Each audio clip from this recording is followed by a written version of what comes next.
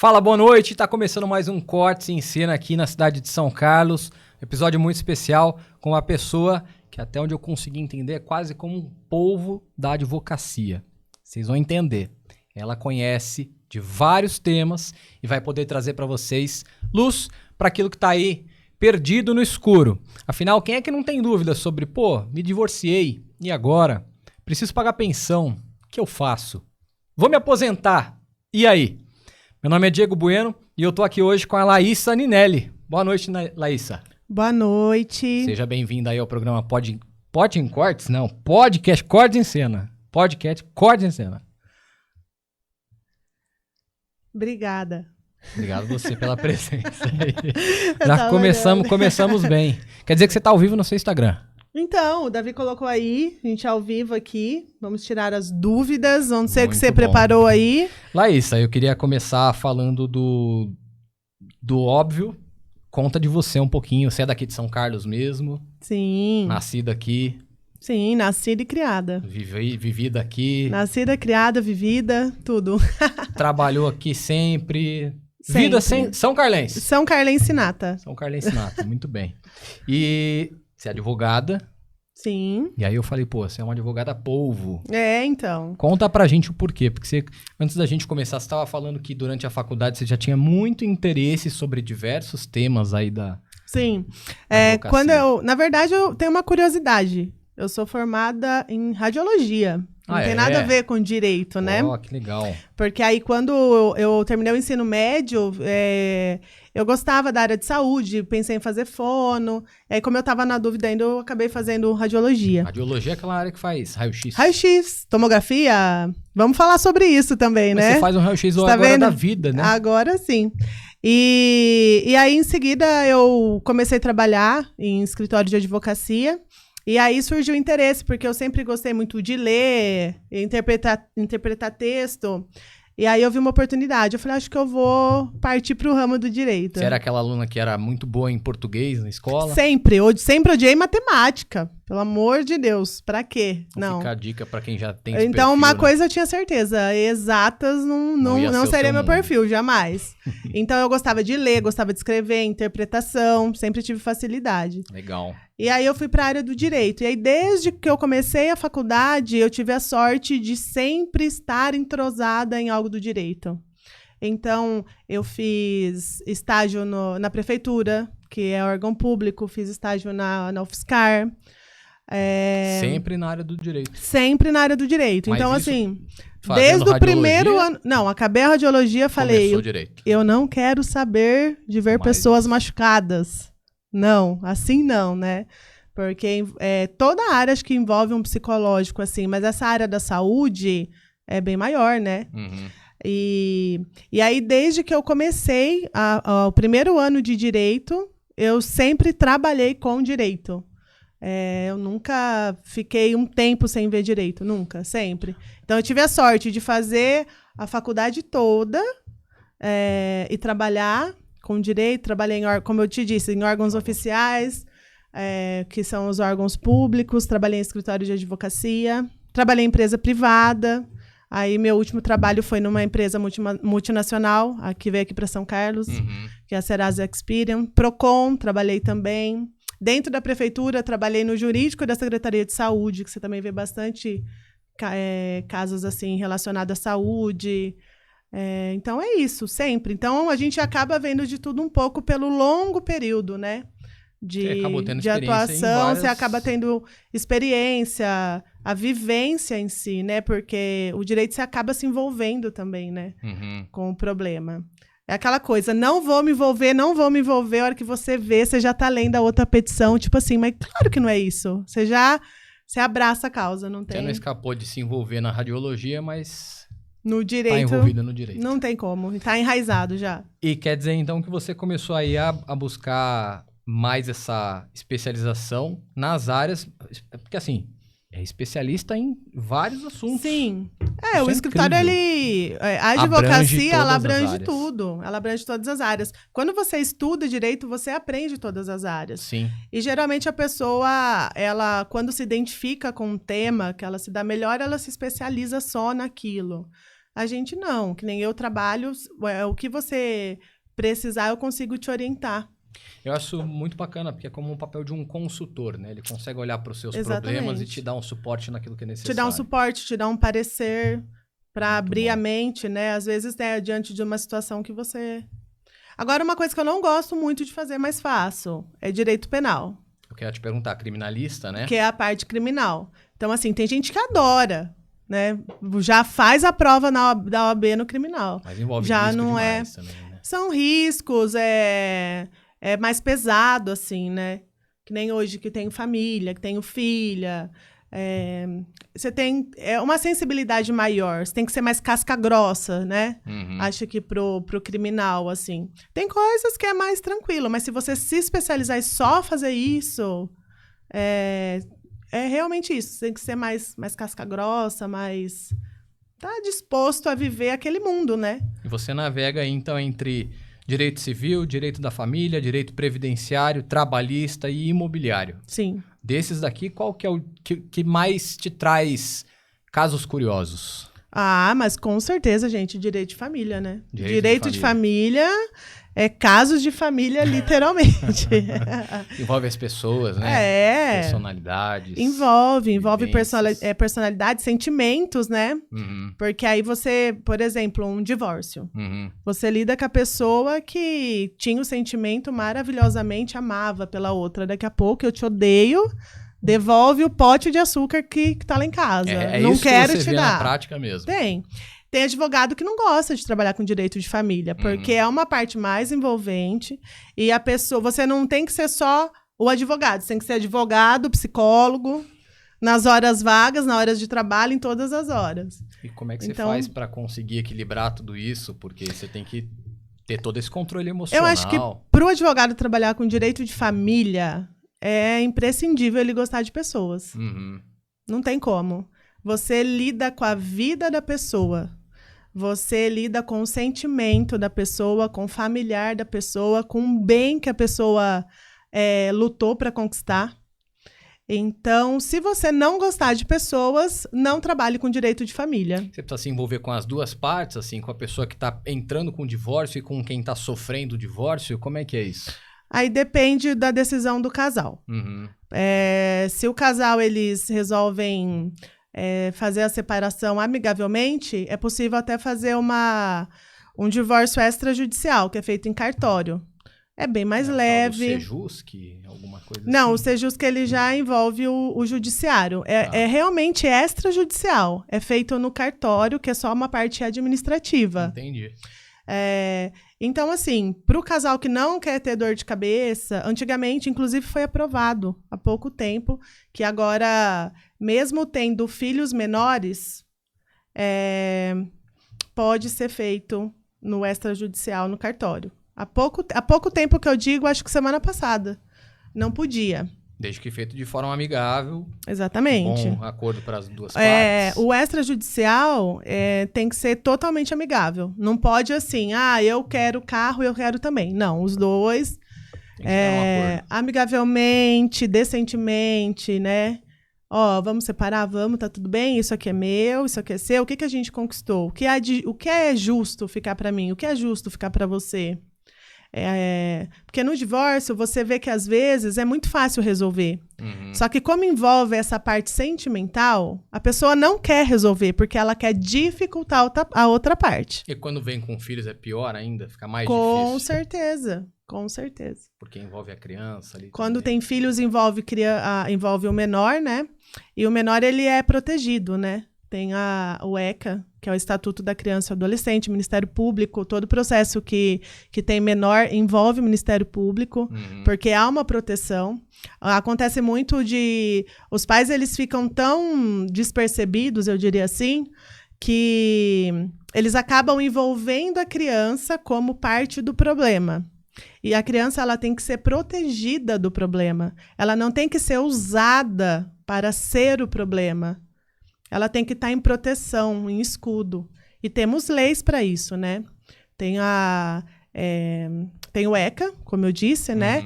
E também, quando a criança sofre abuso psicológico, tem a lei da alienação parental, que é totalmente proibido o pai fazer alienação contra a mãe ou a mãe fazer alienação contra o pai. Aí você caso... me pergunta, o que mais acontece? Jura? É isso? A mãe fazer com o pai ou o pai fazer com a mãe? Eu acredito que a mãe com o pai. A mãe com o pai. É, assim, impressionante. Mas isso é sempre porque, por exemplo, o pai foi o que motivou o divórcio ou não necessariamente? Eu acho que pela sensibilidade da mulher, né? Em si. A mulher é mais sensível, ela traz mais... e geralmente a mulher fica com a guarda da criança, a guarda física, né? Que depois, se você quiser, a gente fala de guarda também. Vamos falar assim. Mas então, acontece também porque a mãe ela tá mais com a criança. Então, houve a separação de fato, mesmo que ainda não houve o divórcio, né? Que é a parte formal. Qual que é a diferença entre separação, divórcio? Como é que acontece a formalidade. Isso? Tá. O casal, ele pode se separar de fato.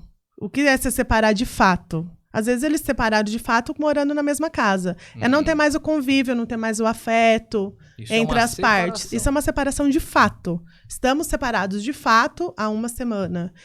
Por quê? Faz uma semana que eu decidi que eu não quero mais me relacionar com você, não quero mais viver com você. É uma separação de fato. Ou sai de casa.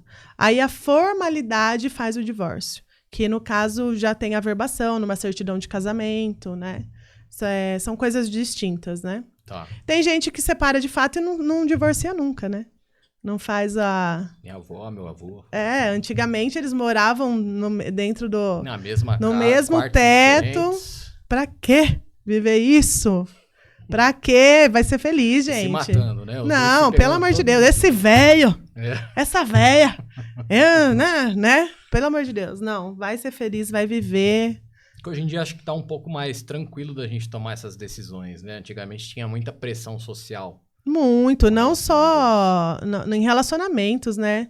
A vida pessoal tinha mais essa pressão, né? De você conseguir se demonstrar, de você conseguir ser o que você é, né? Muitos julgamentos. Até hoje existe, né? As pessoas julgam por tudo, né? Laísa, quantos casos, mais ou menos, assim, pra ter ideia, você já pegou de divórcio? Nossa, de divórcio...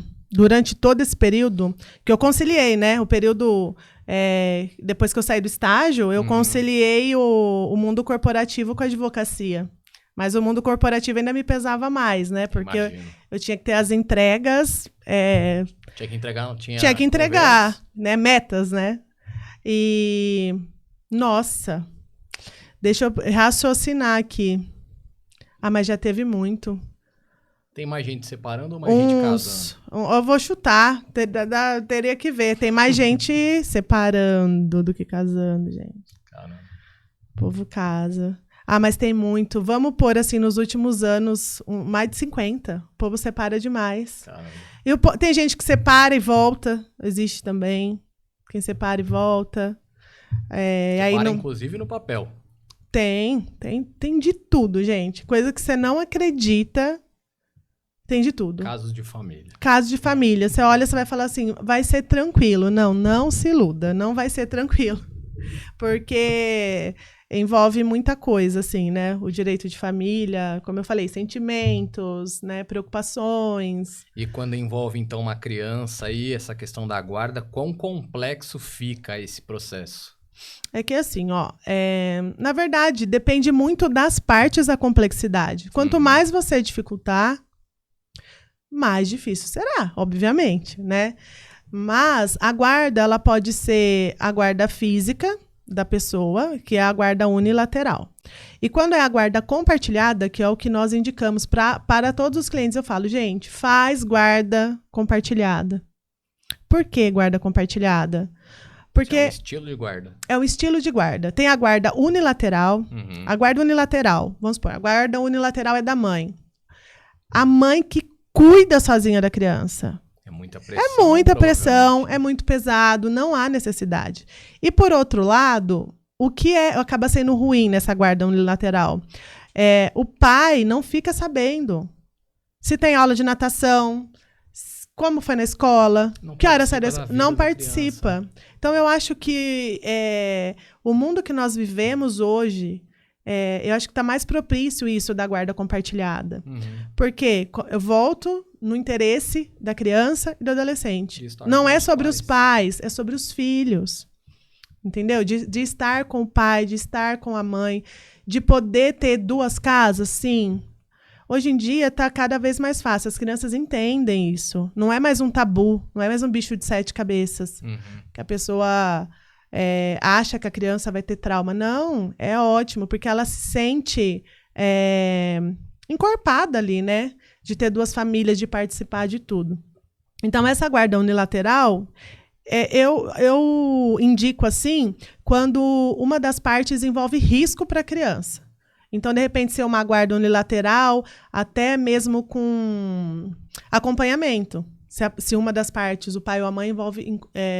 usuário de droga, alguma coisa assim? Geralmente usuário de drogas ou com problemas mentais. Então, acontece. Agora, se tá tudo bem e realmente é só um problema entre os pais, não vejo por que não ter a guarda compartilhada. Então, o que é a guarda compartilhada?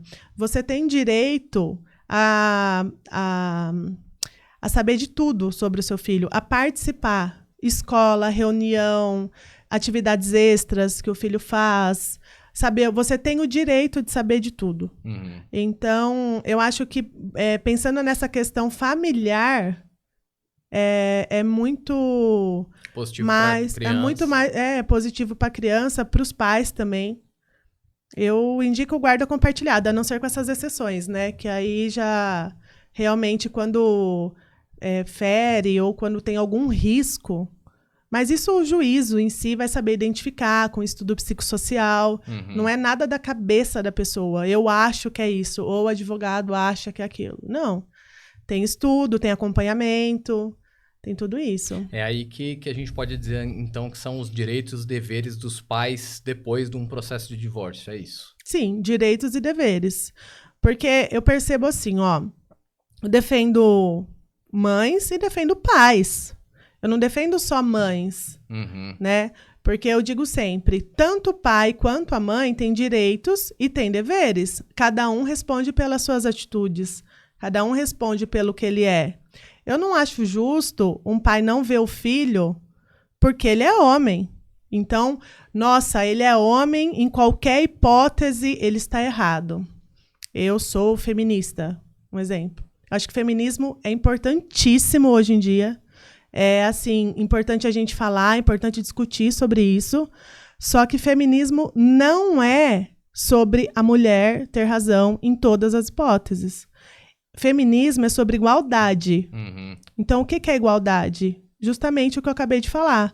Não pesar só para a mãe, não pesar só para o pai. Não é só o pai. Ah, você é o pai, você tem que gastar tudo. Você que tem que bancar a criança. Não, a lei não é sobre isso. Essa questão da guarda compartilhada surgiu depois do movimento feminista ou não? Já existia, mas a guarda compartilhada ela já existia, mas ela se confunde também. Tem muitos pais que acham que porque a guarda compartilhada não precisa pagar pensão. Isso é uma grande ilusão, um grande erro. Isso não existe. E é sempre o pai que paga para a mãe ou pode inverter o papel também? Pode, com certeza. Tá? Mas a grande maioria é a mãe. Que recebe. É a mãe que recebe. A grande maioria. Tem exceções, mas eu realmente considero exceções porque são poucos casos da mãe não ficar com a guarda. Muito difícil. Então, assim, é uma porcentagem baixa, né? Então, geralmente é uma guarda unilateral, fica com a mãe e o responsável pela pensão é o pai. Isso. Mas se a guarda é compartilhada, também tem que pagar pensão. Uma coisa é a guarda, uma coisa é a pensão. Certo. Não é porque você tem a guarda compartilhada que você não vai pagar pensão. Eu já recebi cliente que falou assim, então, se eu tiver a guarda compartilhada, eu não preciso pagar pensão? Eu falei, quê? Isso deve confundir bastante, não, né? Você querido. Pensa, eu tô dividindo as responsabilidades, então aqui não, acaba imagina, porque o dinheiro não compra tudo. O dinheiro não vai comprar o afeto que você vai ter com seu filho, o dinheiro não vai comprar a alegria do seu filho de ver você assistindo uma peça dele, uma apresentação, né? Então, não é só sobre isso, não. E é engraçado, porque no direito de família você vê tudo. Você vê pais interessados em ter o melhor com os filhos e a mãe proibir. E você vê mãe que sofre porque o pai não quer ver o filho. Então, assim, você vê de tudo. Por isso que eu falo, se você não gosta de lidar com pessoas, não trabalhe com direito de família. Eu imagino. Porque você se envolve e você vê essa parte familiar realmente, né, muito aguçada. Então tem que ter uma sensibilidade. E tudo que eu, particularmente, o que eu consegui facilitar a vida para não virar o litígio no sentido de sofrência, sabe a sofrência? Porque no final vai ser a mesma coisa. Às vezes briga. Chega no final do processo, dava para ter feito aquilo lá no começo. É onde eu falo. Não é sobre a guarda, não é sobre o divórcio. Eles querem se provocar. Parece que é uma briga de quem pode mais. Né? Quem pode mais, quem pode menos. Né? Não é sobre isso. Porque a justiça vai ser feita. Né? Temos profissionais para isso, juízes para isso, né? Ministério Público. Né? Então, assim, a justiça vai ser feita. Ô Laís, e como é que é calculado, então, essa questão da pensão alimentícia, né? Como é que muda, por exemplo, quando um pai está desempregado, quando você tem alguma mudança significativa de renda? Ah, por exemplo, eu ganho 5 mil hoje, daqui 3 meses estou ganhando 30 mil. É automática essa mudança da pensão, não é? Como é que isso é? A mudança da pensão, ela pode ser pedida a qualquer momento. Por uma das partes que recebe. Exatamente. Pode tanto aumentar quanto diminuir. Só que uma coisa é você pedir, outra coisa é você conseguir, né?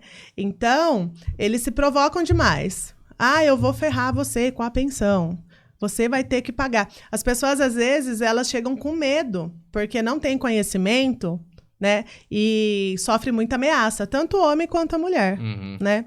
Mas, geralmente, o homem sofre ameaça de valores, e mulher sofre ameaça de, eu vou tirar a guarda de você, né? Tem esses dois lados aí. Tipo, se eu te pagar a pensão, eu não vou deixar você ter a guarda, é isso? Não, geralmente assim, por exemplo, eu fui a mulher foi num barzinho com a criança, com amigas.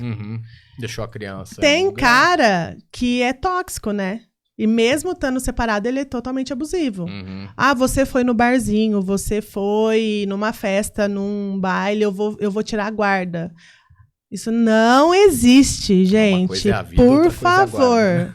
Tá? Pode viver. O que é assim, é muito difícil uma mãe perder a guarda da criança. Ela tem que estar em estado deprimente, assim, para perder uma guarda. E tudo tem que ser provado. Então, como eu estava dizendo, uma coisa é querer, outra coisa é conseguir, né? Não adianta você colocar sua ira e achar que tudo que você quer contra a pessoa vai existir. Não é assim. Então, a primeira coisa, dá uma segurada. Ele tá ganhando 30 mil e eu quero 30% dos 30 mil. Não, tá, você quer, mas quais são os gastos da sua criança?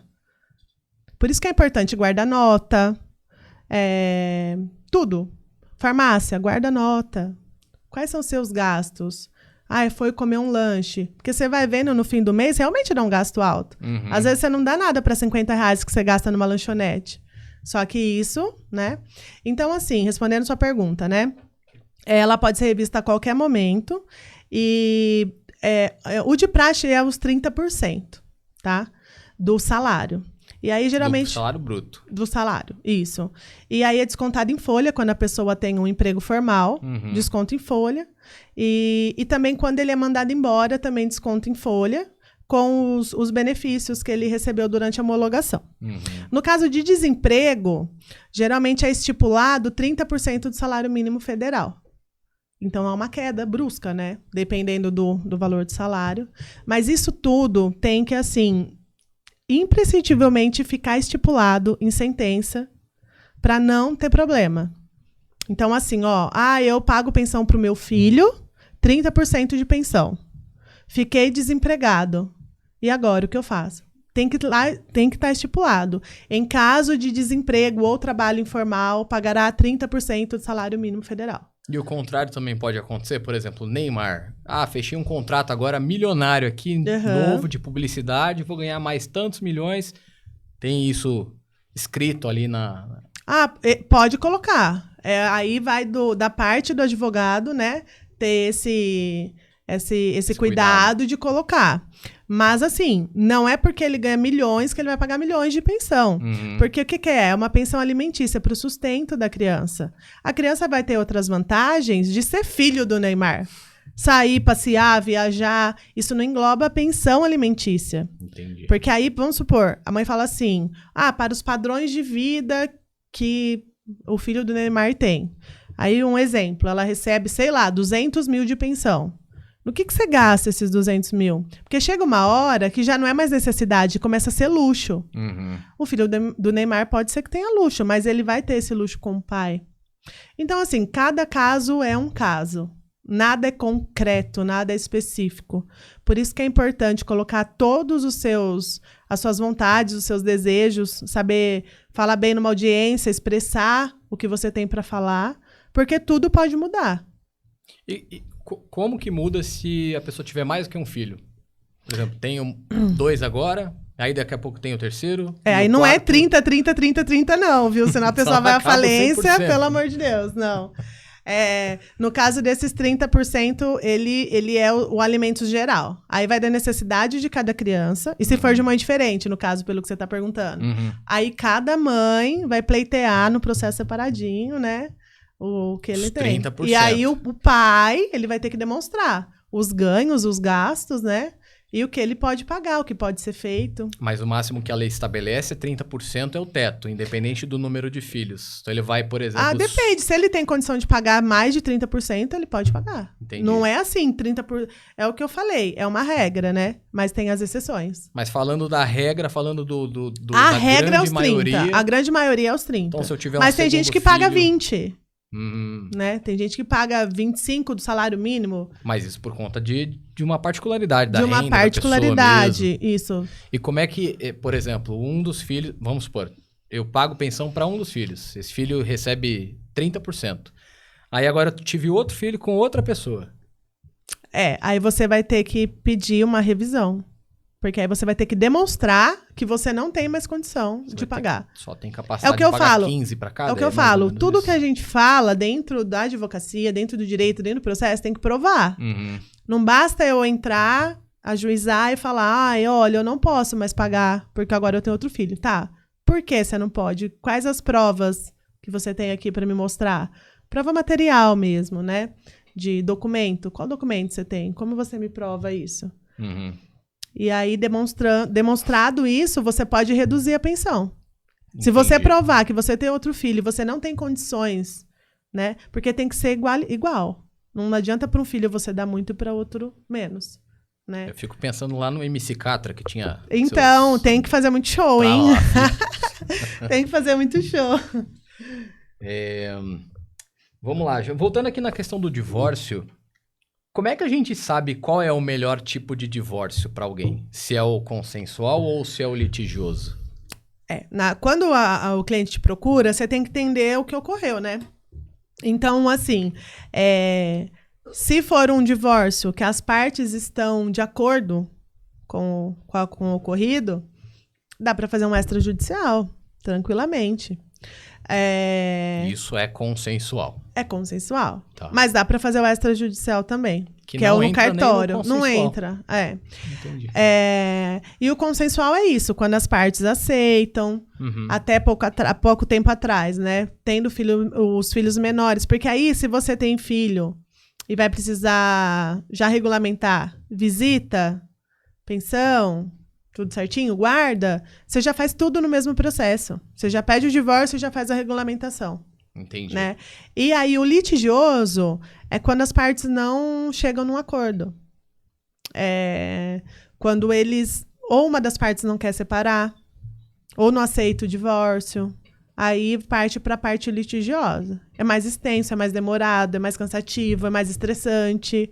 Não é o melhor caminho, o divórcio litigioso. Então, é isso. Aí, quando o cliente te procura, você identifica o problema, né? Porque aí, quando você vai falar com o cliente, você ouve a história, entende o que aconteceu, pede a documentação, porque aí você tem que ver. Porque, às vezes, a pessoa fala, mas não sabe o nome de quem que tá a casa, quando que teve. Tem gente que não sabe. Então, você precisa ver a documentação para você dar uma resolução completa e definitiva, assim, né? Pro caminho que vai seguir. E aí, diante dos fatos, você esclarece. No seu caso, então, vai ter que ser litigioso, por exemplo. Só que aí você já explica. Vai ser litigioso? É mais demorado, é mais lento. né? É mais cansativo. Envolveu a justiça de fato, né? Ali você tem um... Exatamente. um Porque no trabalho a mais. consensual, você monta, o juiz só homologa. É muito tranquilo. Você resolve em 2 meses, no máximo. Dependendo a vara que cair, vai mais rápido, o juiz já manda a decisão. Entendi. Agora, o litigioso, não. Ouve a parte, aí fala alguma coisa, pede para outra parte se manifestar, e o tempo vai passando. E sua vida rolando ali. Então, é bem mais cansativo. Não é o melhor caminho, né? E o que acontece, por exemplo, com essas pessoas que são casadas, não têm um papel assinado, não tem ali um... Como é que chama? Contrato pré-nupcial, alguma coisa assim? Tem aquele... É o verdadeiro união estável. Isso, união estável. Não tem uma união estável união assinada, estável mas já tá ali vivendo. Comunhão parcial de bens. É a mesma coisa de comunhão parcial de bens, a Mas união pra estável. isso, Mesma você precisa ter o coisa. papel. Sim, porque se mesmo na união estável, não é necessário ter papel. Tá. Não, você só precisa provar de fato que há relação entre vocês desde tal período. Que hoje em dia não precisa mais ter tanto período. Você demonstrando que realmente há relação com fotos, documentos, testemunha, mensagem. Hoje em dia é muito fácil, né? Você não precisa fazer o contratinho, nada extrajudicial. Não precisa. O simples fato de você estar com a pessoa já é união estável. E aí é o mesmo direito da comunhão parcial de bens. E a união estável, ela pode só envolver a parte sentimental? Tipo, essa pessoa, ela fala pra outra, eu te amo, eu gosto muito de você, e tem essa troca de mensagens, de carinhos, mas é um Tem que negócio... ter o relacionamento de fato. Uhum. Mas aí volta, tudo você vai ter que provar.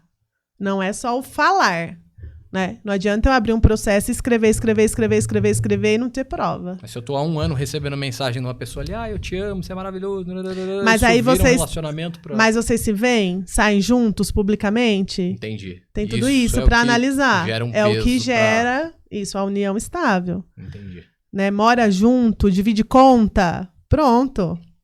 Juntou escova de dente, já era. Foi viajar junto. Mas tem que ter publicamente o convívio com frequência, né? Que nem você deu o exemplo de mensagens. Isso não vai gerar uma união estável. Tá. Né? Você mora em um estado, eu moro em outro estado. A gente troca mensagens há 2 anos. Não compramos nada junto. Entendi. Né? Você não participa da minha vida, não saio com você publicamente, é ali no celular. Isso não. Isso daí pode ir paquerar tranquilo, que não dá problema. No caso dos... Fica só com o pecado, né? Paga os pecados. Paga os pecados e já era. Depois aguenta a encheção de saco. No caso dos famosos, por exemplo, que são casados, têm uma relação formal com alguém, mas aí na hora de isso vir à tona, vir a público, por exemplo, o caso do Gugu, Sim. que ele era casado formalmente, mas teoricamente ele tinha uma relação ali com uma outra pessoa. Sim. Isso daí não vai a público. Já muito, vira né? litígio. Já vira litígio. Isso daí jamais vai ser um caso que consegue resolver consensual. Vira litígio e aí entra de novo a parte das provas. Se ele realmente, que nem no caso do Gugu, que você citou, se ele, eu não sei qual foi o desfecho da história, mas se diante dos fatos ele conseguiu provar que realmente era ele o companheiro de fato e a outra esposa era fachada, pode ser que ele consiga sim. Com certeza. A justiça pode dar a união estável para as 2 pessoas também? Não, aí não. Aí já é bigamia. Aí não, né? Ô, louco. Brasil. Vamos lá. Tem algumas coisas curiosas aqui pra gente falar também. Vamos entrar em sucessão de bens. Eu acho que falando dessa questão já de divórcio e tudo mais, a gente também pode pensar, até olhando para esse exemplo do Gugu, casos como esse onde a pessoa morre. Olhando pro caso do Silvio Santos, recente também. Sim, bom exemplo. Sim, o Silvio Santos, bilionário, né? E você vê que ele foi uma pessoa que ele já teve todo cuidado, né, com a família nessa parte sucessória, né? Pelo que a gente viu aí nas mídias, ele já deixou um testamento, né, já garantindo a sucessão das 6 filhas e da esposa. Então, como todos nós sabemos, inteligentíssimo, né? Ele jamais, eu acho que, até pela pessoa que ele demonstrava ser, e pela herança dele mesmo, né? Ele jamais deixaria... Algum ponto sem nó. Algum ponto sem nó, ou de repente, a hora que eu morrer, vocês se resolvam. Não. Até mesmo porque eu acho que ele identificava o que cada filha tinha de melhor, né? Ele testava já, né? É. Então, agora eu já imaginei você falando com ele. É verdade, é verdade. Ai, então você vê que ele é um empresário de sucesso aí, nossa, maravilhoso, perfeito, sem defeitos, já deixou a parte sucessória toda amarrada. Ou seja, família vai continuar de boa, porque não vai ter briga. Ninguém vai lá brigar pelo terreno de 50 mil, né? Né? Esses dias eu vi um Reels, né, que eu morri de rir. O advogado chegando para ver no terreno que deixaram de herança para a família. No imóvel, né? Aí você chega lá, você fala, meu Deus! Aí eles fazem, né? Super zoando, assim. Tipo, só a casa, realmente, não tenho nada. Aí, tipo, meu Deus, gente, calma, não vão se matar por conta disso, né? Então, é um risco que o Silvio Santos já não deixou correr. Já deixou tudo amarrado, parte sucessória toda muito bem distribuída, com certeza, né? A gente não tem acesso a essas documentações, mas com certeza muito bem distribuído, justamente para já morrer e a família já ficar em paz também, né?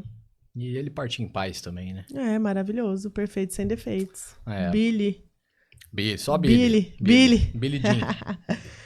Como é que funciona, então, esse processo? No caso do Silvio Santos, ele tinha um testamento ou algo do tipo? Sim, eu acredito que foi um testamento Tá. que ele deixou, né? Para deixar distribuído todos. E todo mundo tem que fazer? A gente tem que se preocupar em fazer um testamento desde agora? Não, porque depois que há a morte, é feito o inventário. Tá. Né? Se você já quiser deixar o testamento em si, contanto que ele não tenha nulidades, né? Ele não pode ter nenhuma nulidade, o testamento. Que tipo? O que é uma nulidade? Você, de repente... Vamos ver uma nulidade, o que anularia um testamento. Tem alguma cláusula nele, alguma cláusula do contrato do testamento que se torna nula pela sua abusividade. Só pela abusividade ou tem algum outro tipo de característica? A maioria também? é pela abusividade, porque se de repente você, eu não quero deixar um filho com nada. Não existe isso, porque aí a própria lei é maior que isso, então já sobrepõe. Mas aí, agora eu vou entrar na polêmica, então. E vai. E como é que a gente faz no caso, por exemplo, da Suzane von Richthofen? Que ela teve ali uma sucessão, teve bens e tudo mais. Mas eu não sei se briga. teve testamento. O caso dela. Não teve, mas teve uma briga grande ali. Porque eu era criança, você não vem... Eu também. Né? Você também era, né? Sim, teve uma briga realmente, né? Pela forma que ocorreu, né? Andrés. Exatamente, dela não ter direito. Também não sei o desfecho dessa história, mas a grande chance dela ter, sim. Ter direito a... a herança. Agora, eu não sei, porque aí depende do juiz da causa, o que foi alegado dentro do processo, quais foram as provas que foram juntadas, né? Porque a prova, no caso dela... Todo mundo sabe, né? Mas aí também tem a parte que ela mudou o comportamento, que ela se tornou uma outra pessoa. Publicamente. Quando você vai em júri, você fala assim, eu vou lá ver o cara que matou fulano, né? Você lembra daquela história tal? Chega lá e olha o cara que matou fulano. Ele tá outra pessoa. Você fala assim, não é possível, né? Aí você fala, aí eu já vi gente ser absolvida... Às vezes porque tá com uma ótima aparência, réu primário. E de repente vai lá, depois de solto, comete outro crime. Então é complicadíssimo, assim, né? Quer contar um pouco pra gente da tua visão nesse caso mais recente também do rapaz da Porsche, lá em São Paulo? Que bateu a Porsche, ele bateu num Uber, né? Sim. E ele acabou matando ali o motorista do Uber. Isso daí também gerou uma grande polêmica. Ele tá preso, inclusive. Ele tá preso, né? Porque ele tava bêbado, né? Ele tava bêbado. Então, assim, esse cara... Mas ele vai, né? Mas ele vai ter que pagar um dano moral pra família. Mas ele sai com isso? Só pagando dano moral, teoricamente ele consegue como houve a morte, ele vai pra júri popular. Então, ele vai pra júri, ele vai ser julgado, e aí ele vai ter que pagar o dano... Com certeza vai ter que pagar o dano moral. Porque não há justificativa. Ele tava correndo muito, ele tava bebendo muito, né? Aí depende o que a defesa dele vai falar com isso, né? Vai defender ele no quê? É um caso que eu nem pegaria. Pode ser milionário. Pra quê? Né? Mas, com certeza, ele tem, né? Os que amam o crime, né? O direito criminal... que vai fazer uma defesa para ele para tentar, pelo menos, amenizar a pena. Isso que eu ia te perguntar. Né? Esse caso dá uma amenizada. Criminal. É criminal. É um caso criminal. Certo. É um caso criminal. E também tem o dano material, né? Dele ter batido o carro... no Uber. Carro do Uber. Aí tem o dano material também. Entendi. Que aí já é um processo civil. E aí o criminal é da morte. E tudo fica no mesmo tribunal, no mesmo júri? Não, no mesmo... são fóruns diferentes. Aqui em São Carlos, a gente tem o Fórum Criminal, que é aqui pertinho. Fórum Civil, Fórum Trabalhista. Se você for julgado, não. Se você for acusado nas 3 esferas, a gente fala? Sim. Nas 3 esferas, por exemplo. Você tem que passar por um julgamento nas 3 e pode ser absolvido em uma são delas. as audiências, né? Audiência. Você vai para as audiências. Porque aí abre o processo e vai ter toda uma investigação, né? Tanto no... Eu chamo investigação porque tem as provas, tanto no civil quanto no criminal, né? E aí, com essas provas que vai chegar na decisão final mesmo, para ver o que vai acontecer com a pessoa. Tem algum caso de divórcio, alguma coisa assim, que tem que passar por uma esfera dessas mais pesadas, assim? Por uma audiência pública, algo do tipo? Se houver morte, né? Agora, assim, o que envolve também na família, às vezes tem agressão, né? Mas aí a pessoa não vai pro fórum... Ela faz um boletim de ocorrência, né? Mas ela não vai pra júri, né? Não vai. É bens contra a vida que vai pra júri, mas homicídio, né? Entendi. Essas coisas. E agora, quando no divórcio que você perguntou, geralmente quando há agressão, aí a gente já tem que... Eu vou fazer a parte civil. Ela vem pra mim, eu peço pra ela me apresentar. Boletim de ocorrência, corpo de delito e tudo mais. Então, porque aí, já é um agravante caso, por exemplo, para eles não se verem. Eu não quero ver de jeito nenhum. Então, esse episódio de agressão já é uma atitude, né, que reforça, de repente, outra pessoa entregar a criança para não ver. Então, cada caso é um caso, assim, tem que analisar mesmo. Aquela medida protetiva, ela entra dentro do direito civil, do criminal? Ela está em qual esfera? Do criminal. Criminal. Tá. Ele é feito na delegacia. Então, se você sofreu alguma agressão, briga, pode ser verbal também, né? Não é só o bater. Se você se sente coagida, seja o que for. Já entra nessa esfera criminal, vai até a delegacia, faz um boletim de ocorrência e aí eles fazem a medida protetiva. Geralmente é para manter distância, aí coloca a distância correta, né, que é para ficar. E se houver o descumprimento, também tem as penalidades. E o que influencia nessa distância? 1 quilômetro, 10 quilômetros? O que muda para isso ser definido? Geralmente é padrão, eles colocam a ponto de não ver, 200 metros. É para não chegar perto mesmo. Entendi. Ou depende da gravidade, depende do como você se sente. Porque 200 metros é longe, né? Então, você não pode chegar até 200 metros. Então, por exemplo, se a pessoa tá daqui 2 quarteirões, você não pode estar. Como é que você vai adivinhar? Você não pode, por exemplo, você viu ela lá, você não vai lá. Você tem medida protetiva de 200 metros. Se chegar a 100 metros e ela chamar a polícia, você vai preso. Se vocês se trombarem na rua de repente... nem vi. Tchau, obrigado. Não quero ver. Já pode virar um problema. Agora uma pergunta para você que é o seguinte. Casas, direito imobiliário aqui, acho que é uma coisa legal da gente falar. Opa, claro. Beber um pouquinho d'água aqui. Vou dar uma olhada nas palavras. Né? A minha tá acabando, hein? Eu botei até açúcar na minha pra ver se dava uma adocicada também. Vamos lá. Quando a gente fala que... Acho que a gente vai entrar numa parte contratual. Vendas de imóveis e contratos de locação. Mas antes de falar de vendas de imóveis... Certo. Ou vamos lá, vamos falar de venda de imóvel, mas eu tenho uma dúvida em particular aqui. Certo. Vendi um imóvel. Quanto tempo eu tenho para eu não pagar imposto? Grande pergunta do brasileiro, sempre querendo dar um jeitinho. Quando você vende o imóvel, você tem que fazer a transferência desse imóvel, né? Todo imóvel ele tem uma documentação que chama matrícula, né? Então, quando você faz a venda do imóvel e você faz a transferência, enquanto estiver no seu nome, você vai pagar imposto, né? Então, você tem que transferir. Feita essa transferência, toda a parte burocrática, regulariza, formaliza e faz uma averbação nessa matrícula.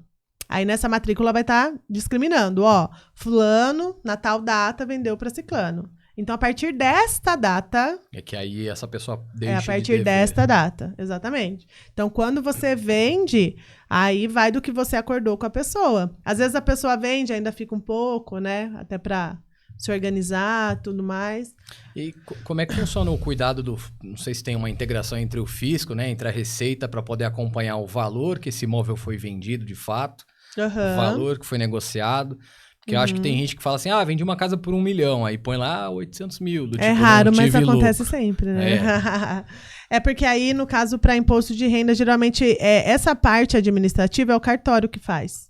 Você vai direto no cartório de registro de imóveis e ele já faz essa transferência aí. Então, teoricamente, você só vai conseguir fazer alguma coisa ali por baixo se tiver algum esqueminha ali dentro do cartório. Caso contrário... Não, ele vai colocar o valor correto mesmo. Valor da negociação. Alguns casos coloca o valor venal. É o que eu te falo, depende do cartório. Né? É bom para quem vende também por conta de imposto, né?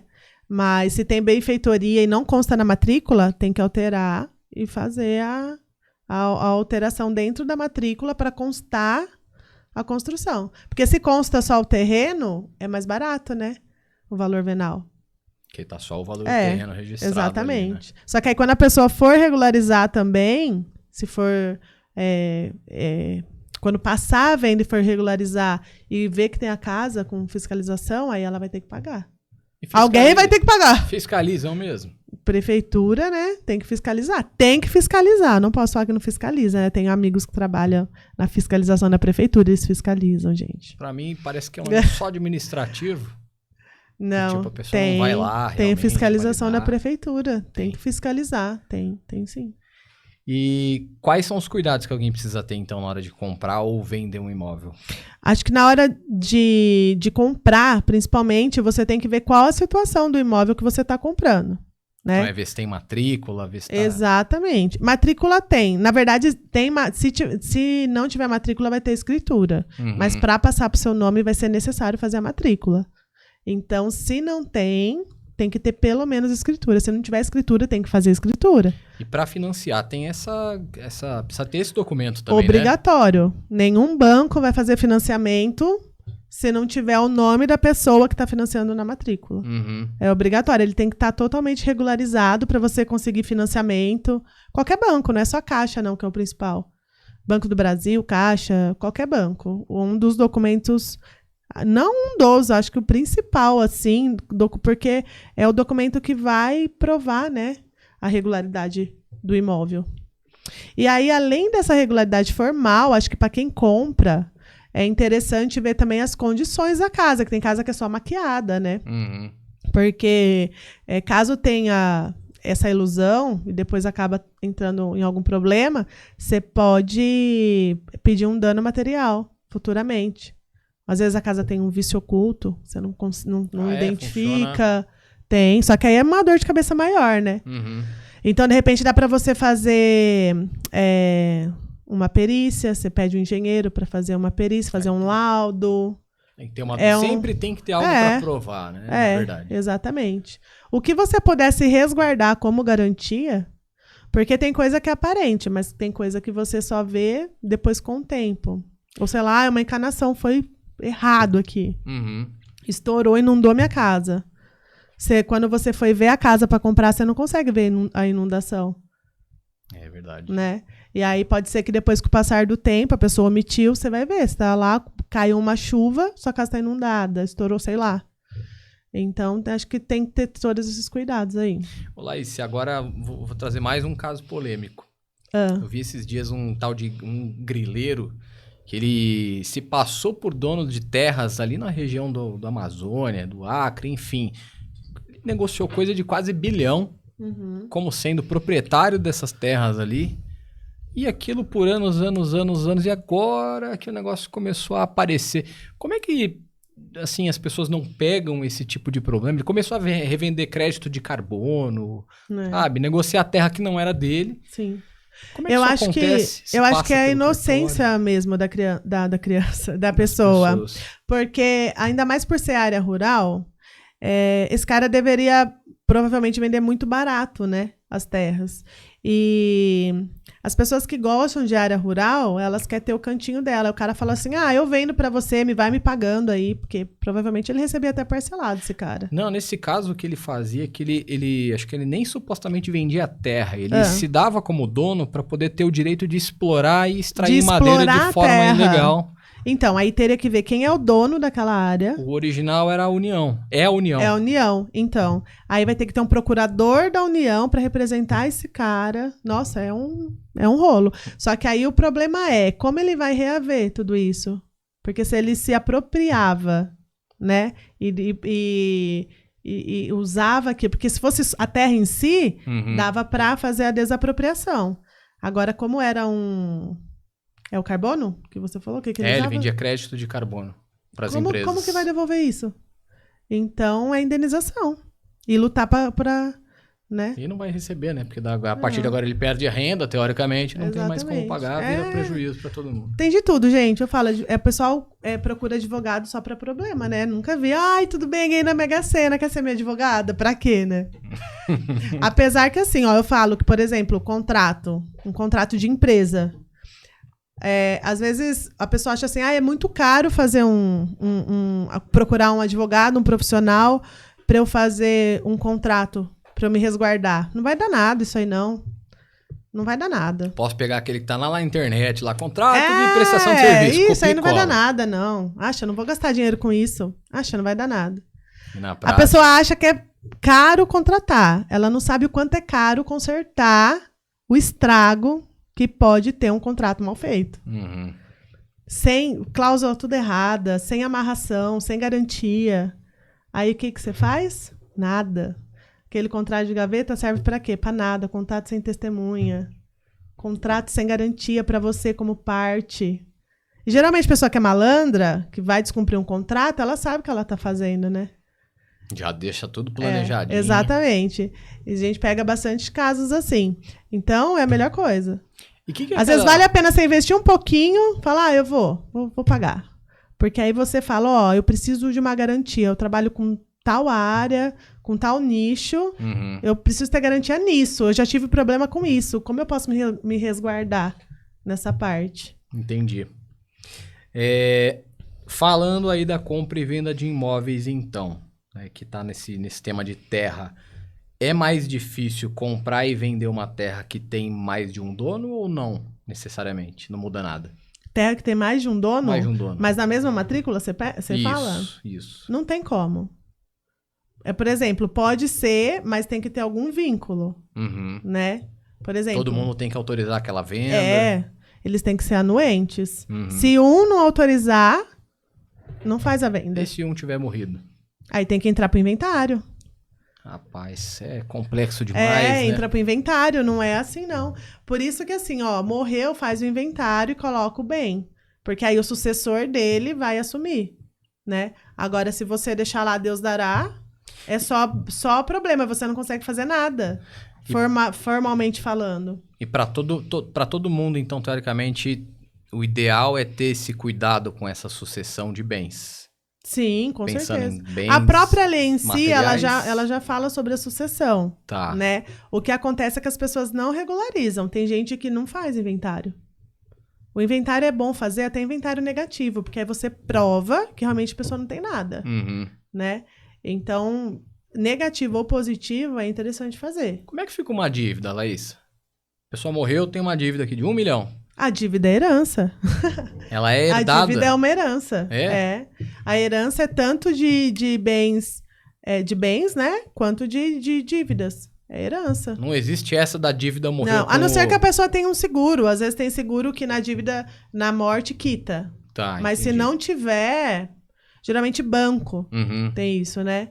Você tem um seguro aqui. E se eu morrer? Não, se você morrer, o seguro mesmo quita. Que cobre. Agora, se você não tem, for alguma dívida, a dívida continua.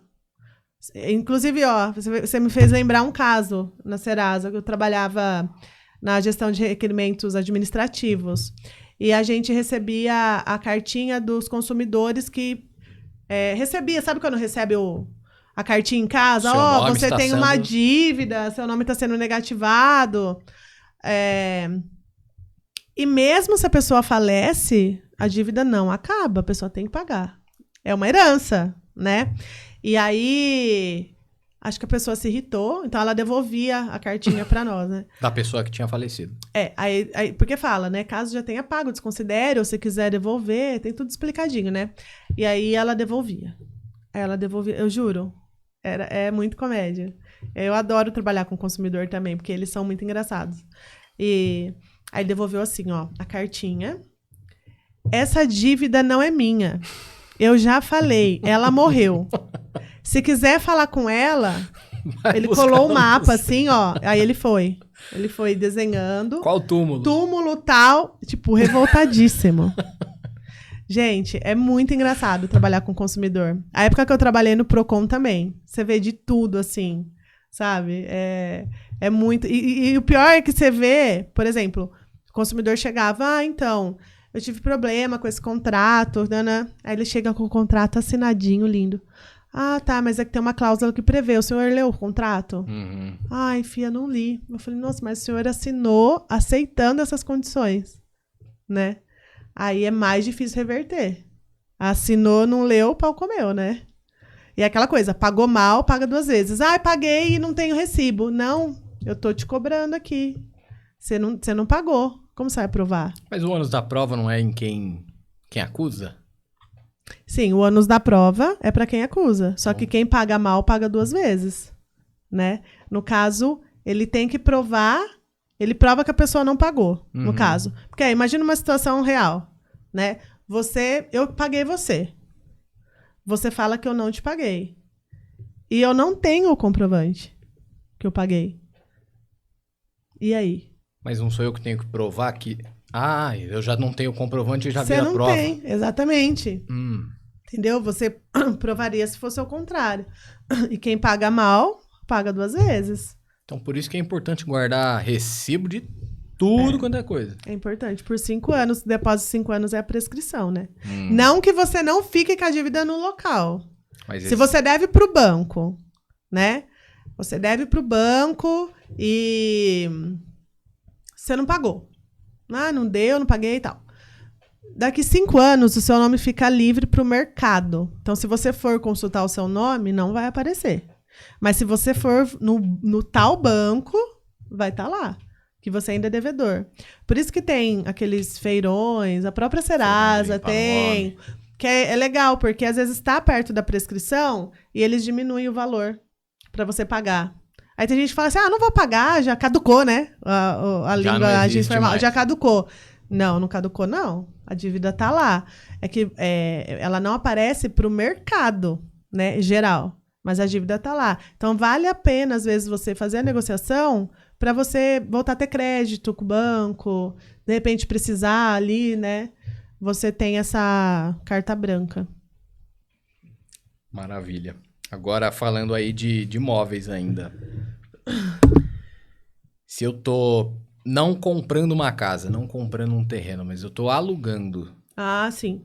Quais são os cuidados aí, os direitos, os deveres que o locador e o locatário tem sobre esse contrato, sobre esse imóvel? Sim. E quando não tem contrato também, como é que funciona? Sim. Tem a lei do inquilinato, né? Então, tem a locação, ela se rege por essa lei. E locação, geralmente quando o locatário, né, faz a locação do imóvel, ele assina um contrato, se for por imobiliária, né, tem toda a parte burocrática também, e quando entrega o imóvel é onde aparece mais a fase dele mostrar os deveres, né, vamos falar assim, você tem que devolver a casa na forma que você encontrou. Então aquela... Como chama? O processo de fazer fotografias, tipo a vistoria. A vistoria do imóvel. É importantíssimo, importantíssimo. Quando você vai para o imóvel, você acompanhar tudo que está na vistoria, porque é um papel, né, que eles fazem ali, aquele padrãozão. Não tenha preguiça. Por mais que é cansativo, mudança, né? Às vezes você está naquela fase de mudança, cansativo, um monte de coisa para arrumar, coisa para, né, tirar das caixas e tudo mais. Mas faça. tem esse período a imobiliária dá o período, né, para você fazer a vistoria. Se não for por imobiliária, faça a vistoria. Por quê? Para você ter a garantia que na saída do imóvel não foi você que causou tal dano. Porque aí depois, para você provar... Por isso que eu falo, gente, tem que provar. Não adianta fazer assim, não vai dar nada, ou é isso. Não, tem que ter provas. Então, assim, um toldo. Eu entrei, a casa estava com o toldo rasgado. Uhum. Tira a foto do toldo rasgado. Manda junto na vistoria. Porque se você sair do imóvel e você entregar o toldo rasgado, a chance de você ser cobrado por esse toldo rasgado é alta. Mesmo o proprietário já sabendo que aquele É toldo alta. estava lá. Então, assim, não dá para você contar com a boa fé das pessoas, né? Você tem que ter uma garantia legal no papel para você não ter problema. Provas. Então, assim, um e-mail. Pega uma hora ali que você está disponível e vai pegando cômodo a cômodo. Um piso que está arranhado. Porque tem proprietário que ele vai te cobrar o piso arranhado. Uhum. Tá? E assim, tem que saber diferenciar também o que é problema estrutural e o que não é. Então, assim, eu odiei a parede branca, eu quero fazer flores na parede. Pode fazer. Só que quando você devolver, você vai ter que devolver a parede branca. Né? É um problema estrutural, tá rachando. Não é o locatário que arca esse prejuízo. É o locador do imóvel, porque faz parte da estrutura do imóvel dele, do bem dele. Então, tem alguns pontos aí que tem bastante coisa sobre locação, que a gente vê bastante na prática, né? Eu imagino, tô pensando aqui, por exemplo, quando dá um problema na elétrica, queima um disjuntor. De quem é a responsabilidade? Locador. Porque se for a fiação da casa, que já tá, de repente, velha, antiga, precisa trocar, é o locador. Vamos imaginando, aluguei uma casa, fui tomar banho, tudo do jeito que tava.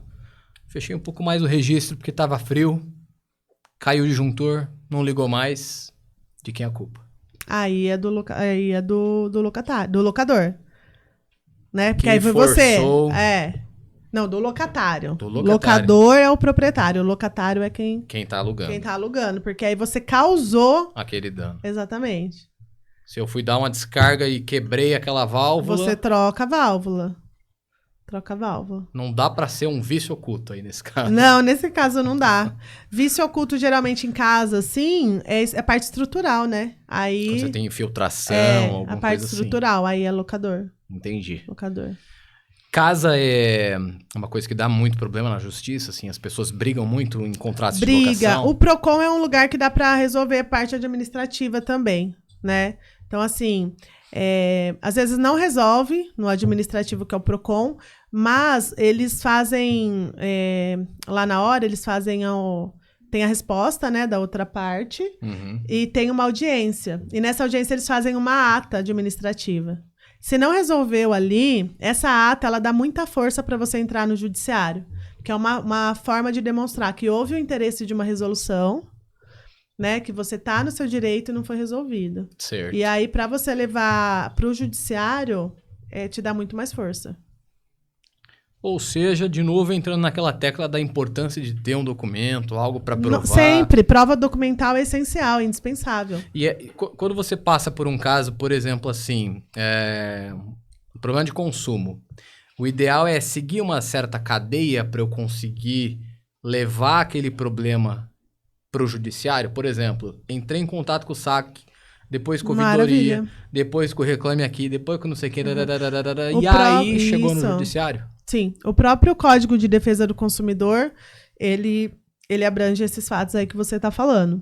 Então, assim, o fato de você ter toda essa prova, um protocolo, data, horário, né, é uma forma de você se amarrar para você criar mais provas. Porque uma coisa é você falar assim, eu tive um problema com a Vivo porque eles me cobraram 2 vezes. Aí eu liguei lá pro moço e ele falou que não tem o que fazer, porque eu realmente não paguei, mas eu paguei 2 vezes. Ah, tá. Que dia a senhora ligou? Não lembro. Que hora a senhora ligou? Qual foi o protocolo? Porque fica gravado. Então, você pode solicitar isso judicialmente, se for necessário, né? Então, assim, quanto mais provas você tiver para se resguardar, é a melhor opção. O advogado geralmente ele entra quando já não tem muito para onde correr, assim, acabou as instâncias do consumidor, ou tem casos que, bom, imagino que sim, né? Tem casos que desde o começo você já vai ter que atender, porque... Na verdade, assim, ó, a gente sempre preza para uma conciliação, até mesmo por resolver mais rápido, né? Então, assim, para não abarrotar o judiciário, porque tem muita coisa desnecessária que chega no judiciário por falta de conciliação. Então, de repente, você conseguindo conciliar, você já resolve e entre as partes fica tudo bem. Esses casos pequenos, por exemplo, o consumidor. Para Vivo não é nada, né? Ela fazer uma devolução para você de R$100 na sua conta, contanto que você já tem uma prova, às vezes você já consegue resolver administrativo, né? Mas, nas tentativas administrativas, não precisa ser muitas para chegar no advogado. Pode ser uma primeira tentativa, você viu que não vai ter resolução, ou que eles ficaram de dar um retorno e não deram um retorno, você já pode acionar um advogado para entrar nas vias judiciais, né? O que move mais a justiça brasileira? Questão de número de casos. De tipo de processo, Isso. Eu acho que família. Familiar. Família, muito, muito, muito. Acredito eu que família. E quando a gente fala de família, pensando numa empresa, empresas familiares, sim, também é algo que é muito complexo? Sim. É porque, assim, ó, cada empresa vai ter o seu contrato social. Cada empresa vai ter o seu contrato social. Dentro desse contrato social, você pode montar ele da forma que for necessário. No caso, numa empresa familiar. Tem empresa familiar, por exemplo, que ela não aceita que algum membro familiar trabalhe na empresa. Mesmo sendo, vamos supor, uma empresa familiar entre irmãos, tá? Tá, a empresa é nossa, mas dentro do contrato social, tá, que não pode trabalhar sua filha, não pode trabalhar sua esposa. Aí depende de como cada empresa quer reger. Se estrutura. Sobre o assunto. Quer se estruturar dentro do nicho mesmo, né? Porque, às vezes, ao entendimento, de repente, dos sócios, eles podem ser que eles entendam que a empresa vai andar melhor sem família dentro. E toda empresa é obrigada a ter um percentual dedicado para pessoas de necessidades especiais ou algo do tipo? Sim, é lei. É uma lei. Você tem que... Dependendo do tipo da empresa, você já tem que fazer essa parte de colocar essa cota, né? Já desde também, o começo, né? Já é um benefício, né? Também para a empresa. Falando de benefício, pensando em autistas, né? Tem alguma coisa aí que surgiu recentemente sobre benefícios que os autistas e deficientes podem ter com relação à previdência, algo do tipo? Tem uma especialidade aí, algo que é particular para esse público? É um direito previdenciário, né? Chama BPC-LOAS, que dá o direito do autista, considerando como uma deficiência. Então, a pessoa pode pleitear judicialmente. Na verdade, o primeiro contato com o INSS é a parte administrativa, onde a pessoa vai até lá e vai ser analisado se ela tem os requisitos para ser concedido para ela o BPC-LOAS pelo autismo. Porque o BPC-LOAS ele não é só pelo autismo, ele pode ser por deficientes também, pessoas idosas, maiores de 65 anos. Só que não é simplesmente ter 65 anos, não é simplesmente ter uma deficiência, né? Tem os roles lá, né? Então tem que ser demonstrado que há necessidade, como eu posso te explicar, financeira da pessoa ter, né? Que você prove que ela não consegue se manter, que é 1/4, né? Do salário, que é a renda per capita por família, mas dá em torno de R$350, mais ou menos. Isso é como se fosse uma aposentadoria que acontece antes do tempo, algo do tipo? Não, ele é um benefício. Ele pode até somar a aposentadoria, inclusive. A aposentadoria não se confunde com benefício. O benefício, você vai ter que renová-lo. Provando a aposentadoria, que você tem a necessidade. Não. A aposentadoria, não. Então, o benefício, se você conseguir, se você passar nos critérios lá, no rol de critérios que tem, que é ver a parte financeira, sua inscrição no CNIS, né? Passa por perícia. Então, aí, se você conseguir, Depois a cada 2 anos, você tem que renovar. Uhum. Aí vai ser o mesmo procedimento. Qual a sua renda, né? Você tem o cadastro do CNIS. No caso do autismo, né? Como foi a sua primeira pergunta. Tem que ter um laudo médico, né? Constatando esse autismo. E além do laudo, tem a perícia para ver qual o grau de autismo, se a pessoa realmente, no caso a criança, né? Não tem realmente condições de convivência, porque o autismo ele tem vários níveis, né? Então aí depende de cada nível. Do grau que você tá ali do espectro exatamente. Autista. E aí, quando é negado esse administrativo, você faz um recurso e aí você espera o resultado do recurso. Se o recurso der negativo, aí a gente entra judicialmente, né? Porque hoje está abarrotado, né? A questão de autismo, assim, porque graças a Deus, né? É uma lei e um direito que as crianças têm hoje, que sabe que tem esse benefício, o pessoal está indo atrás. Então, bastante administrativo nega. Tem administrativo que chega e você fala, não é possível que negou. Atende tudo. Atende os requisitos de financeiro, né? Atende o requisito de laudo, tudo. Aí a gente entra no judiciário e consegue. Mas aí quando você consegue, você pega os atrasados também. E esse é um Vamos benefício... supor que desde a data você confirma... vamos supor que foi aprovado, né? Então, desde a data que você deu entrada, você recebe todos os atrasados. Demorou 1 ano para sair meu benefício. Você vai receber esse 1 ano atrasado. Então, é bom. Quem concede esse benefício é o governo federal. Isso. Legal. Basicamente, tem alguma outra regra ou algum tipo de exigência para que um autista tenha esse direito de usufruir desse benefício ou não? Como? Tem alguma regra ou algum outro tipo de requerimento que seja específico para os autistas? Conseguir? São esses roles mesmo que eu te falei. Tá. Como é o BPC LOAS, a mãe, né, no caso, ou o genitor, vai ter que provar a renda familiar, que é a renda per capita, né, da família. Então, você tem que estar enquadrado dentro Você tem que estar enquadrado, né? Então, vamos supor, se é autista, tem o laudo de autista, mas não se enquadra nesses roles, ele não consegue o benefício. Entendi. Entendeu? Ele tem que se enquadrar no roles. Então, assim, às vezes a pessoa tem o direito, mas também não sabe. Né? Deve acontecer às bastante, vezes, né? E hoje em dia tem bastante... A lei, assim, ela trouxe bastante benefício para o autista. Desconto em conta de água, vaga especial. Então, assim, é um assunto que está sendo bastante ampliado e visualizado também, né? Como direito para eles. E isso é um direito previdenciário. É um direito previdenciário. Agora, é aquele direito que as pessoas que são bariátricas têm, né? De... Saúde. E é um direito da saúde? Isso.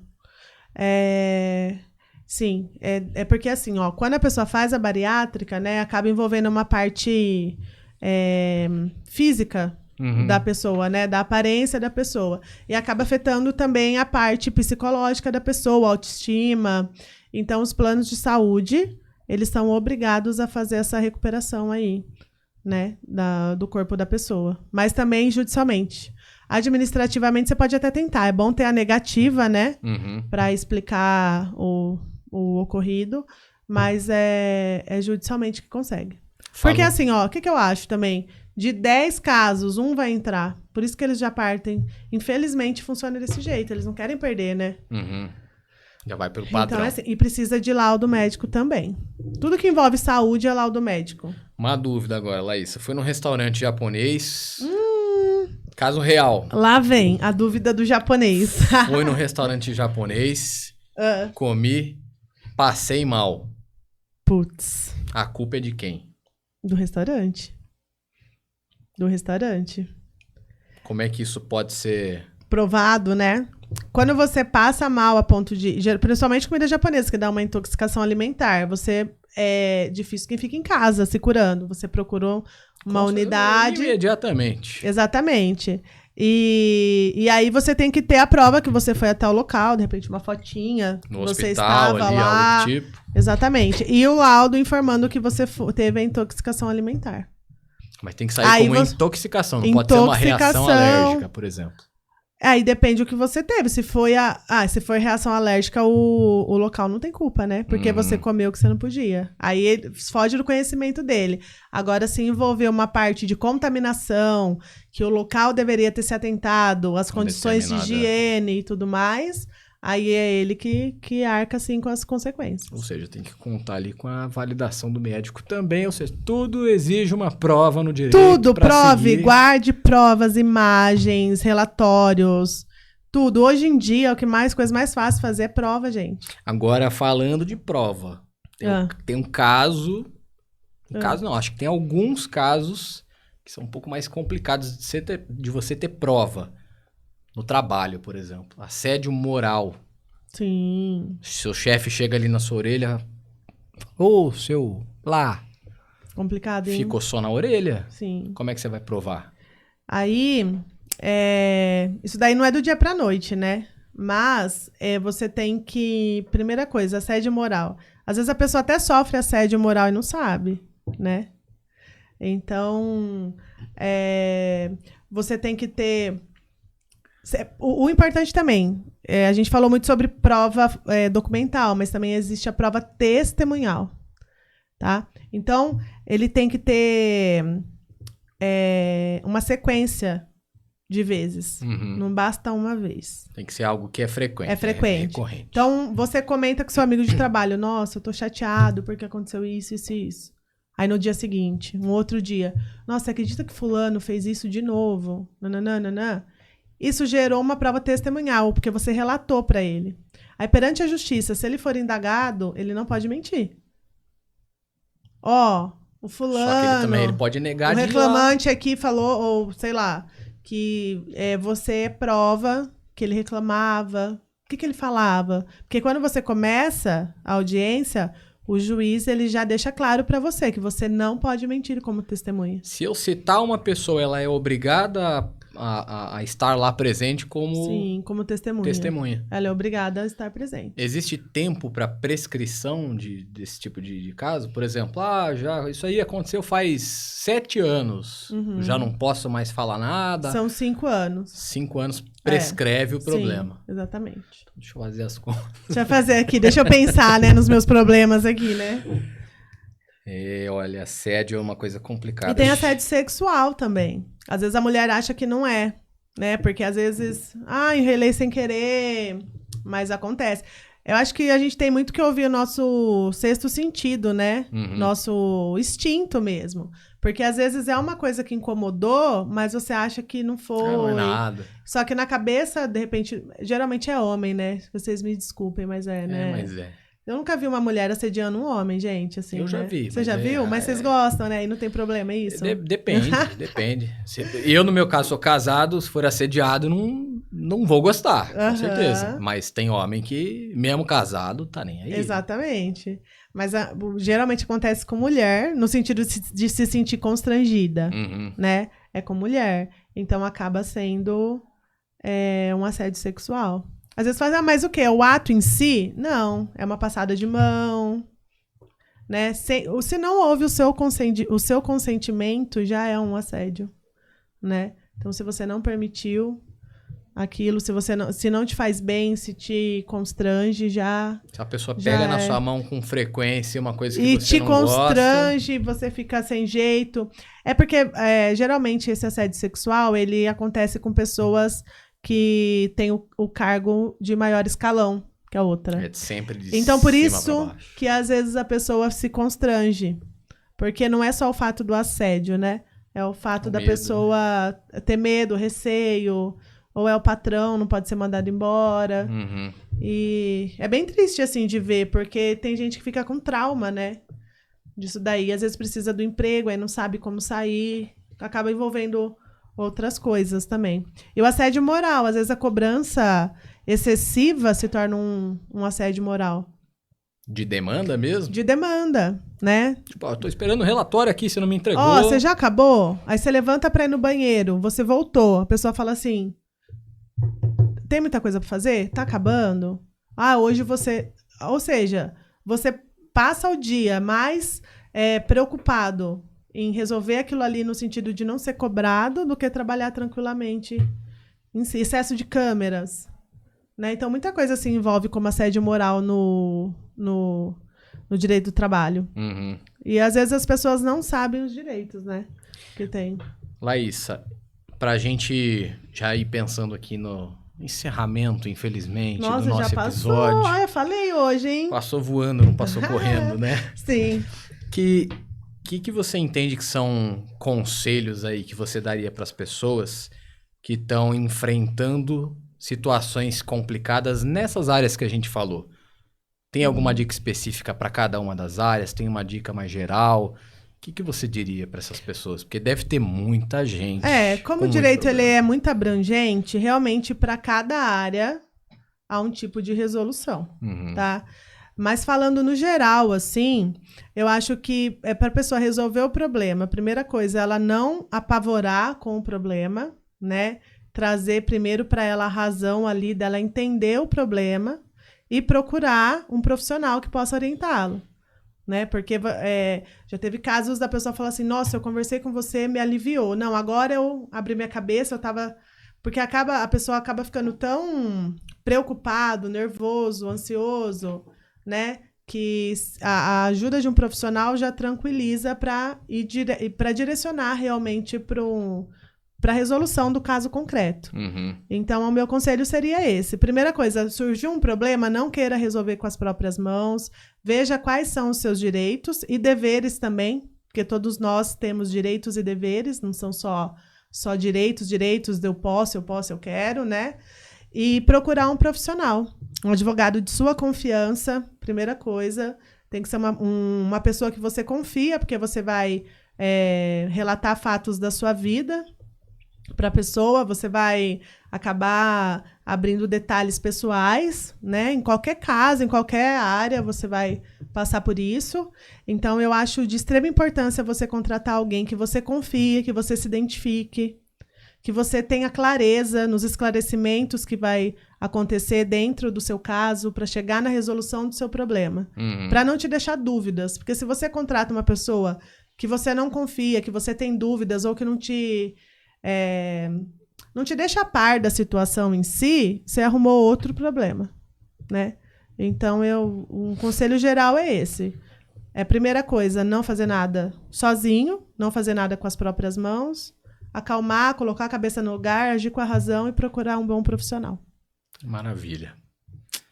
É isso. Mais alguma coisa que te aflige com relação ao direito que é importante passar para as pessoas? Que me aflige? Em que sentido? No sentido de, puxa, eu acho que as pessoas precisam levar em consideração esse ponto com relação ao direito em todos os momentos da vida dela. Por que eu fiz essa pergunta? Estou pensando aqui, enquanto você falava, a conclusão que eu chego parece que todo mundo tem a necessidade de ter um profissional de confiança do seu lado. Sim. Não esperar o problema acontecer. Sim. A gente espera o problema acontecer para depois ir procurar. Exatamente. O ideal é a gente construir esse relacionamento já com um advogado, com alguém de confiança já antes de tudo isso. Sim. Por isso que existe as consultorias, né? Consultoria advocatícia. Consultoria advocatícia. Então, assim, a consultoria funciona dessa maneira. É um pré, não um pós, né? Então, assim, eu tô pensando em fazer tal negócio. Antes de fazer, consulta um advogado. Não faça as coisas da cabeça, fuja de contratos de gaveta, que de repente vai te causar um problema futuro. Como foi o exemplo do contrato que eu dei, de empresas. Eu não quero mexer porque de repente é caro, porque, né, tem na tabela, tem um serviço cobrado. Não. A hora que ela vê o problema que ela teve, ela viu que seria muito melhor ter feito esse respaldo antes, ter tido esse cuidado jurídico. Esse cuidado jurídico antes. Então, por isso que existe consultoria. Na dúvida, faça uma consultoria jurídica, né? Tira todas as dúvidas possíveis. Acho que é importante também ver os riscos que correm em qualquer negócio, né? O pré, ele é mais resolutivo às vezes que o pós, porque aí você não acaba evita o problema, evitando, né? O problema. Pode ser que o problema aconteça, né? Mas de repente você teve uma quebra de contrato, só que é um contrato que te resguarda. Você está respaldado naquele contrato. Tudo bem, você fez a quebra do contrato, Só que aí você tinha o dever de cumprir, eu tenho o direito de te cobrar, né? Então, eu acho que isso, sim, é importantíssimo, como uma precaução, mesmo uma segurança, né? Para evitar problemas. Perfeito. Ou seja, construir uma relação de confiança e amizade. Sim, com tem os que profissionais da confiar. advocacia. Tem que confiar. Não tem como você contratar um profissional que você não confia ou não tem não tem afinidade, não tem contato. Aí é mais difícil, né? É mais um problema. Então, contrate Pois é. alguém de sua Vai confiança, contratar alguém um que você advogado. goste. Contra o advogado. Exatamente. Bom, Laísa, É muito isso. bom. Obrigado pelo papo. Foi muito legal conversar contigo. Eu que agradeço. Espero que você volte mais vezes aqui. Claro que eu volto. Qualquer Tem novidade eu volto aqui, ó. Sempre tem. Tem novidade. muita coisa. Tem. Se a gente for falar só de caso polêmico, acho que dá pra passar episódios. Vamos falar. Acontecer um caso, a gente volta aqui. É, Vocês me chamam que eu venho. tá certo. Obrigado, Laísa. A gente tá aqui então com a Laísa Ninelli. Ninelli? Nossa, eu que escrevi eu botei uma caixinha aqui no Aí, nome, ó. eu cortei. Laísa Ninelli. Mais conhecida como Nina. O Nina. Nina é do Ninelli. Você tem Instagram? O pessoal que tá no Instagram já sabe, mas pra quem vai te Sim. assistir lá no YouTube, qual que é o seu Instagram? Segue aí, é Nina Ninelli. Não tem outra, né? Só tem eu. Olha, eu pesquisei e só apareceu você. Só tem eu. E se você escrever Laísa Ninelli, só vai ter eu também, porque meu nome só tem eu com esse nome. Laísa com L-A-H-Y. Né? Vou começar a postar bastante coisa legal, bastante coisa de direito aí pro pessoal que tem Legal. dúvidas do dia a dia, casos concretos que a gente vê, que às vezes a gente tá fazendo um caso concreto e já serve para outra pessoa. Então, segue nós. Show. Então, se Beleza? você estiver precisando de alguma coisa ou não, construa já a relação aí com a Laís. Você já vai seguindo lá nas Isso aí, páginas, nas gente. redes. Não deixa o problema chegar. Se precavenha. Precavenha? Isso. Precavenha. Você Precavenha. arrasou. Muito bom, Laís. Obrigado por ter vindo aqui no Eu que agradeço. Corte em Cena. Muito obrigada. Parabéns aí pelo seu trabalho. E a gente se vê no próximo episódio. Até a próxima. Até. Obrigada. Obrigado a você. Tchau, pessoal. Obrigado aí pela audiência. Espero que vocês tenham gostado. Sigam a Laís nas redes sociais. Lá no Instagram, Ninelli. Nina Ninelli. Laísa Ninelli. Vejo vocês no próximo Cortes em Cena. Tchau, pessoal. Uma boa noite. Até mais.